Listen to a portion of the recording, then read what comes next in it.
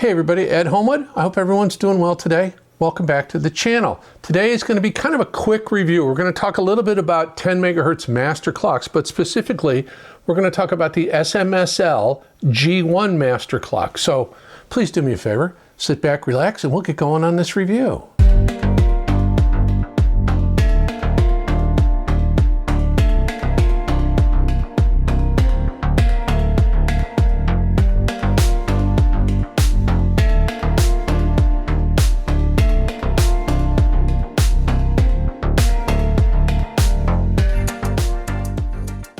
So what is the SMSL G1? Well, it is a 10 megahertz external clock. It costs $529. I'll put some specs up here, but they're not going to be meaningful. They don't mean a ton to me. The key thing is it uses a temperature controlled oscillator to set the timing. But what I'd rather do is, rather than look at specs which are meaningless, is let's talk about what 10 megahertz master clocks do in an audio system. So in high fidelity audio systems, a 10 megahertz master clock is used as an ultra stable reference timing source. So digital audio devices lock onto this reference timing and derive their internal audio clocks, whether it's 44.1, 48 kilohertz, or multiples of that, 96, 192, all of those others. So they derive it from that 10 megahertz signal. The goal is improved timing accuracy across one or more of those digital components. And in the case, and you saw in the B-roll, and you saw the stack here, they're sitting back here, with the PL200T and the D200 from SMSL, both have external clock inputs on them. So why does clock accuracy matter? Well, digital audio performance depends heavily on precise timing. We've talked about this in the past with DDCs and reclockers. This is an actual clock itself. DACs convert digital signals to analog at exact moments in time. Otherwise, you have jitter. These timing errors, jitter, introduce small voltage inaccuracies at the output, and these errors can subtly influence things like imaging, soundstage, clarity, transient accuracy, all the things we as audiophile prize. So a more accurate clock can result in a cleaner conversion and potentially improve sound quality. So why 10 megahertz? Well, 10 megahertz is a widely adopted industry standard reference frequency. It's commonly used in telecommunications, test and measurement equipment, GPS discipline systems, studio and broadcast environments. Its advantages include easy division down to standard audio sample rates and the ability for multiple devices to share a common timing reference. And it has broad compatibility with high-end DACs, streamers, and other, and digital transports. Well, where a 10 megahertz master clock is most effective are typically used with DACs, network streamers, CD transports, digital audio interfaces. They are most effective in a multi-box digital system, like the SMSL stack with the PL200T transport and the D200 DAC. They both have timing inputs, and this has 4 timing outputs. And we'll take a look at the back and the inside in just a few minutes. So they're most effective in systems where you've got multiple boxes. In a single box system, audible improvements are, really minimal at best. There are many different types of 10 megahertz clocks. The ones that are most common in audio, or the one that is most common in audio, is what's called OCXO, or oven-controlled crystal oscillator. This is very stable, and again, it's what's used in this and many other clocks. In the other clock that I have, the Singer SU2, that uses an oven-controlled, temperature-controlled OCXO. There are what are called GPS disciplined clocks. Now that actually derives a signal from a GPS satellite, and that's great for excellent long-term accuracy, but not particularly practical for audio use. And then there are rubidium clocks. Now those are extremely stable, but really they're overkill for audio use. So when using a clock, there are some audible benefits, but you must have some realistic expectations. The potential benefits may include tighter, more focused imaging, cleaner transients, a more natural decay to the music, reduced digital glare, but the results depend heavily on the DAC itself, its clock architecture, its internal phase lock loop accuracy, and system noise isolation overall. So a poorly designed digital component will not be transformed by an external clock, and in many systems, and keep this in mind, the improvements are subtle rather than dramatic. Well, before we move on, let's go ahead and take a look at the front and take a look at the back, and then we'll open it up and take a look inside. And I'm just going to hold it up because there's not a lot to see. There's no power button, and this clock needs to be run. They say a minimum of 2 minutes to kind of stabilize, and after 10 minutes or longer, it's going to be much more stable and provide a more accurate signal. So you can see the front panel, there's not much there. There is an LED under here that indicates its particular status. On the back, you'll see an IEC power socket and 4 10 megahertz BNC clock connectors. And then, as I mentioned, on the back of the PL200T, there's a clock connector. And on the back of the D200, there is also an external clock connector.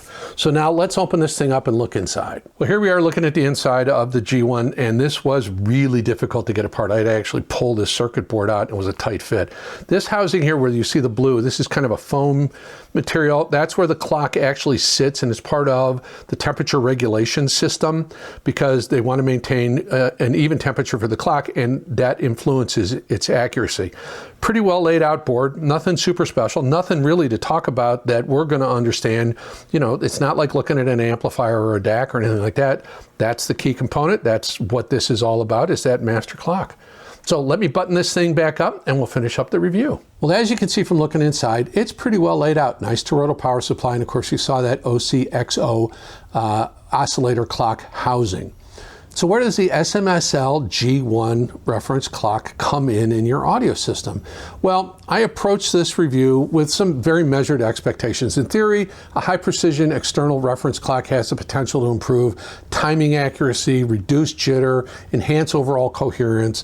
But in practice, those benefits really of a master clock are often highly system dependent and very subtle, and my experience with the G1 reflected that reality. Now, I tested the G1 across multiple different setups, and hang with me on this one because it's a little bit complicated. I did use it with the Gustard R30 R2R DAC that I reviewed recently. I also used it with the Live Harmony DAC. Now, here's where it gets a little bit complicated. Now, I'm going to try and explain it so it hopefully makes sense. The Live Harmony has no external 10 megahertz clock input connection. So what I had to do was I had to use my Singer SU2 DDC reclocker, which, in addition to being a DDC reclocker, can also act as an external 10 megahertz reference clock. And it can also accept the input from an external 10 megahertz reference clock. Now, the curious thing about the Live Harmony is, in the menuing system, when you're connected via I2S, I can choose to use the Harmony's internal clock, or I can choose to use an external clock signal over I2S, and that's where the SU2 comes in. So I connected the SU2 to the Harmony via I2S. I connected the G1 to the SU2 via the 75 ohm, BNC connector, and so I used the SU2 as a DDC reclocker, relying on the G1's master clock signal to go into the Live Harmony I2S. I hope that makes sense. In addition to that, I did use the G1 with the Singer SDA6 Pro 2, which has become my new Delta Sigma reference DAC, uses the AKM chipset I like so much, and that has an external clock input, so I used this with that. I also used this, as you saw in the B-roll and in the opening, with the PL200T and the D200 from SMSL, connected all to this because of the number of outputs. So in all of these configurations, I did believe that I heard some subtle changes at times, small improvements in focus, a slightly more cohesive presentation, and moments where I felt the sound, felt a touch smoother and more settled. However, I have to say that these differences were very subtle, and they were not always repeatable or consistent across any of my listening sessions. This is what made this review tough. Now, with the Gustard R30, which already features a really well executed internal OCXO clock, the contribution of the G1 was very limited at best, understandably so. Any perceived improvement were minor, and sometimes it was difficult to isolate and to have confidence that what I heard was a real difference. Similar observations applied when the G1 was alongside the Singer SU2 or the SDA6 Pro or the Live Harmony. On certain tracks, the presentation felt marginally more refined, while on others the differences were essentially indistinguishable. I also tested the G1 with the SMSL stack you saw, and hoping that that kind of all same brand, ecosystem and design would better reveal the benefits of the external master clock. And in this setup, I'll be honest, my listening results were largely inconclusive. There was no consistently repeatable improvements that I could confidently attribute to having the G1 connected. Well, importantly, this does not mean the G1 is ineffective. Rather, it reinforces a key truth about external clocking. Its impact is heavily dependent on the resolving power of the system, the quality of the internal clocks already in use, and the listener's priorities. In a more revealing system, or maybe one with less sophisticated internal clocking, the G1's influence may be more apparent and more consistently audible.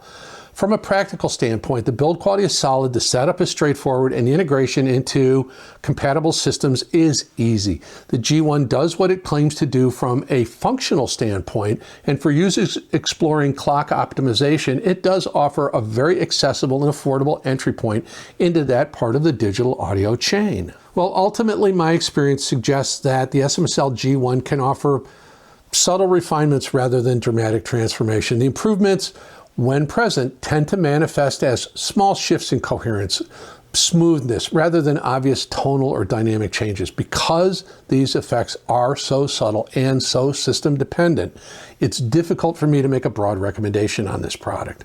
My advice to you is very simple. Master clocks are a very highly personal upgrade choice. Given how much systems vary, the only reliable way to determine the value of a product like the G1 is to try it in your own setup. In the right system and with careful listening, the G1 may provide some meaningful refinement, but expectations should remain realistic. Well, in summary, a 10 MHz master clock provides a high precision timing reference that can improve synchronization and can reduce jitter across digital audio components, but best when used in a well-designed multi-component system. So the SMSL G1 is best viewed as a fine-tuning tool, not a guaranteed upgrade. Its benefits are very subtle and very system dependent, very dependent on the synergy of your system, and more likely to appeal to listeners who enjoy exploring those very fine incremental digital optimization improvements rather than seeking a dramatic or immediate sonic change.